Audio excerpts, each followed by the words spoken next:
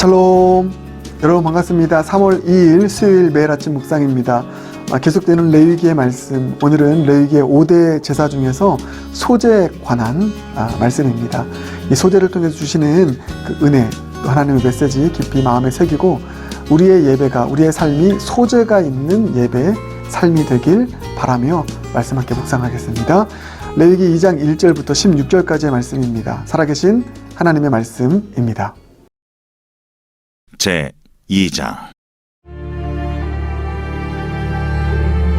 누구든지 소제의 예물을 여호와께 드리려거든 고운 가루로 예물을 삼아 그 위에 기름을 붓고 또 그 위에 유향을 놓아 아론의 자손 제사장들에게로 가져갈 것이요, 제사장은 그 고운 가루 한 움큼과 기름과 그 모든 유향을 가져다가 기념물로 제단 위에서 불사를 지니 이는 화제라.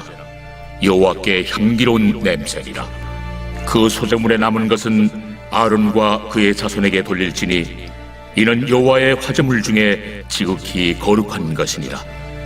내가 화덕에 구운 것으로 소제의 예물을 드리려거든 고운 가루에 기름을 섞어 만든 무교병이나 기름을 바른 무교전병을 드릴 것이요, 철판에 붙인 것으로 소제의 예물을 드리려거든 고운 가루에 누룩을 넣지 말고 기름을 섞어 조각으로 나누고 그 위에 기름을 부을지니 이는 소제니라.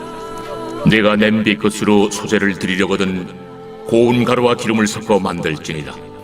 너는 이것들로 만든 소제물을 여호와께로 가져다가 제사장에게 줄 것이요, 제사장은 그것을 제단으로 가져가서 그 소제물 중에서 기념할 것을 가져다가 제단 위에서 불사를 지니 이는 화제라. 여호와께 향기로운 냄새니라. 소제물에 남은 것은 아론과 그의 아들들에게 돌릴지니 이는 여호와의 화제물 중에 지극히 거룩한 것이니라. 너희가 여호와께 드리는 모든 소제물에는 누룩을 넣지 말지니 너희가 누룩이나 꿀을 여호와께 화제로 드려 사르지 못할지니라. 처음 익은 것으로는 그것을 여호와께 드릴지나 향기로운 냄새를 위하여는 제단에 올리지 말지며 내 모든 소제물에 소금을 치라.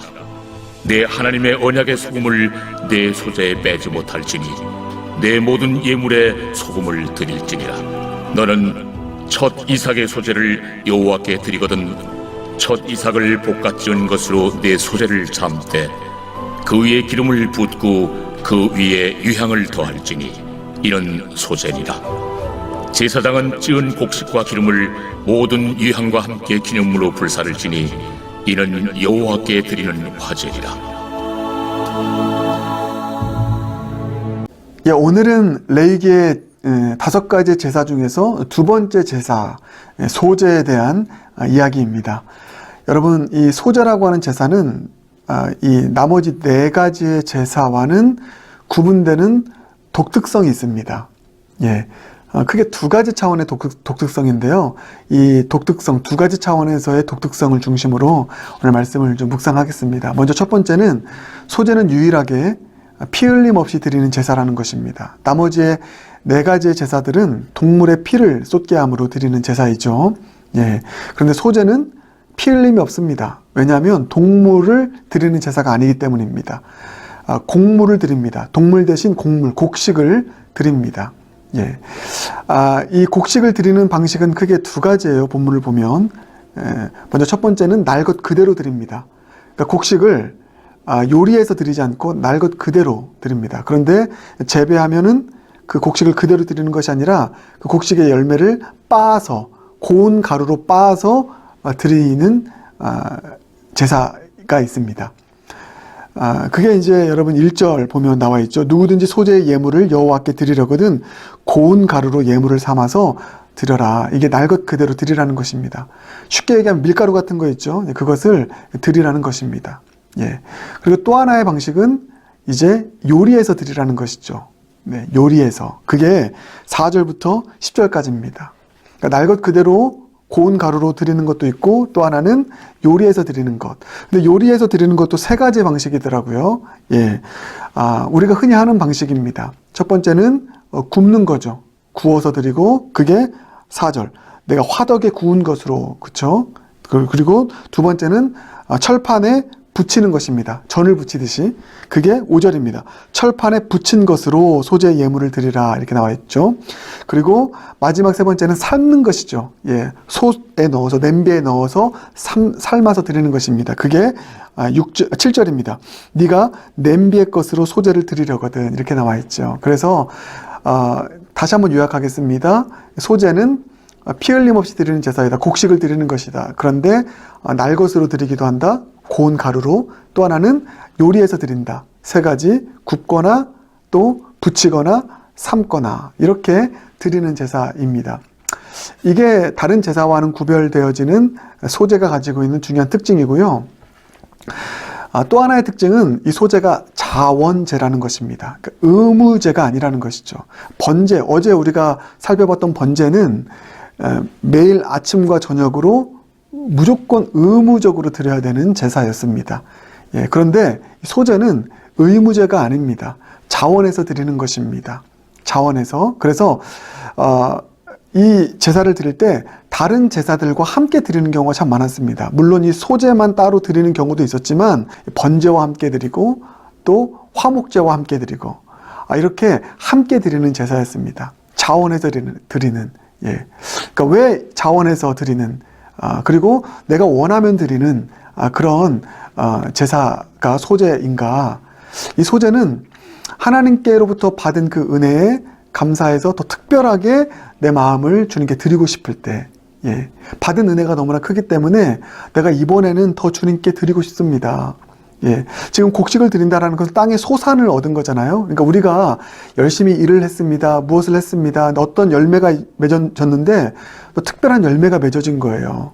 예, 혹은 뭐 우리가 한 달의 삶을 살았을 때 얻은 그 수확, 그게 이번에는 너무나 더 큰 은혜로 다가오는 것입니다. 야, 하나님의 은혜가 아니었으면 이런 열매가 없었어. 예, 또 우리의 삶 가운데서 자식 열매를 맺을 때가 있잖아요. 그럴 때, 야, 이 하나님께서 나의 자녀를 이렇게 키워주신 것, 이렇게 인도해 주신 것, 하나님의 특별한 은혜이지. 내가 매일매일 의무적으로 드리는 예배에 더하여서 주님 앞에 더 특별하게 자원하여 이 나의 땅의 소산을, 나의 열매를 주님께 드리기 원합니다. 라고 해서 추가적으로 더 감사하는 마음으로 주님께 드리는 것이 바로 이 소제였다라는 것입니다. 그러니까 이 소제는 자원제임과 동시에 감사제인 것이죠. 예, 특별한 감사가 있을 때 더 드리게 되는.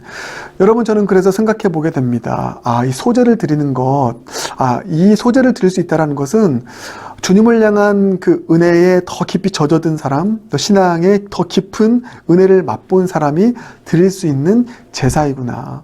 예, 우리가 예배를 드릴 때 번제 예배 참 중요하죠. 그러니까 의무적으로 드려야 되는 예배가 있습니다. 의무적으로 우리가 드리게 되는 어떤 그런 예물들이 있죠. 예. 그것은 우리가 그리스도인이기 때문에 의무적으로 드려야 되는 것입니다.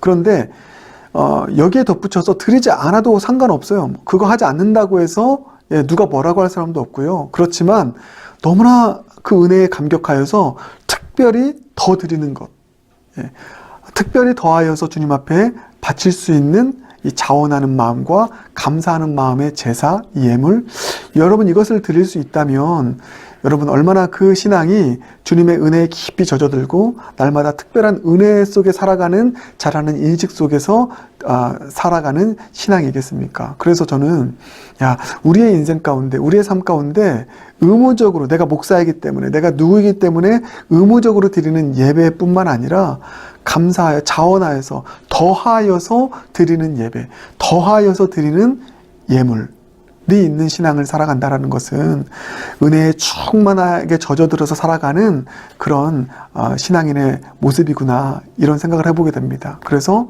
오늘 우리 묵상의 포인트는 소제를 드리는 신앙인이 되는 것, 자원하는 마음으로 예배드리고 더하여서 예배를 드리고 더하여서 주님께 더 감사하며 나아갈 수 있는 그런 예배자로 살아가는 소제가 있는 예배의 인생, 저와 여러분의 인생 되길 주님의 이름으로 축복합니다. 그런 차원에서 여러분 오늘 이 말씀과 연결해서 한 가지를 좀 여러분께 권면하고 싶습니다. 우리에게 어떻게 보면은 이 번제 예배는 뭐 주일 예배이고요, 뭐 수요 예배일 수 있습니다. 예, 우리에게 주어진 것이죠. 예, 그래서 우리가 주님 앞에 드려야 되는 그런 예배입니다. 그런데 여기에 덧붙여서 주님의 은혜에 감사하여 또 덧붙여서 또 주님의 은혜를 더 사모하여 드리는 한 가지의 예배, 하나의 제사가 오늘 이번 주에 또 준비되어 있습니다. 그게 뭡니까? 이번 주 금요일 날 우리 다음 세대를 위해서, 우리 자녀들을 위해서 기도하는 기도회입니다. 찬양과 기도로 주님을 예배하는 시간을 갖는 것이죠. 저는 이번 주 금요일 날 드려지는 이 금요의 그 다음 세대를 위한 기도회가 이 소재의 예배가 아닌가 그렇게 생각을 해보게 됩니다. 예, 더하여서 드리는 예배이죠. 자원하여 드리는 예배입니다. 예, 이번 주에 우리 다음 세대를 위해서 하나님께서는 우리 다음 세대, 우리 자녀들을 거룩한 하나님의 사람들로 이 시대에 다니엘 같은 디모데 같은 사람들로 세우실 것이라고 믿습니다. 예, 그 하나님의 우리 자녀들을 향한, 우리 영락교회 다음 세대를 향한 그 일하심을 미리 감사하는 마음을 가지고 자원하는 마음으로 더하여서 이 예배를 드리지 않겠습니까?